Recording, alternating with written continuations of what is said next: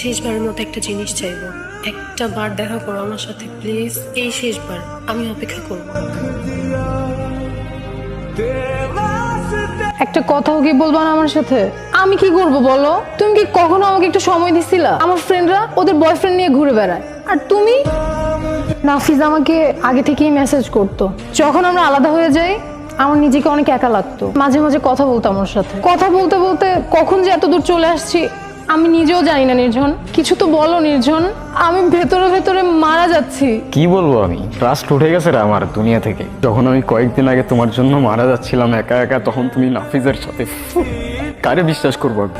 এর তো আমি আমার ভাই ভাবতাম। আর 10টা ছেলের মতো লাইফ না আমার।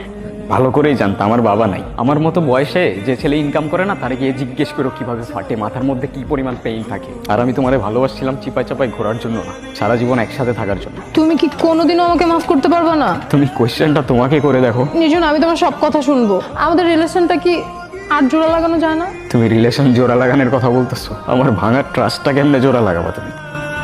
আমি সরি, আমার এখন এখান থেকে চলে যেতে হবে। আমি তোমাদের সহ্য করতে পারতেছি না।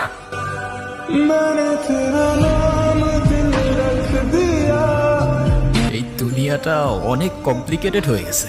আমাদের শহরটার যত ডেভেলপমেন্ট হচ্ছে না, মনুষ্যত্ব ততটাই তলিয়ে যাচ্ছে।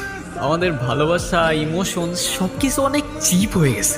কিছুদিন সোশ্যাল মিডিয়াতে স্টক করেই যে যাকে ইচ্ছা ভালোবাসি বলে দিচ্ছে। একদিনে ভালোবাসা, 2 দিনের ঝামেলা, 3 দিনে ব্রেকআপ নিয়ে লোনলি কিছু পোস্টার স্টোরিজ, আর 4 দিনের নতুন কেউ।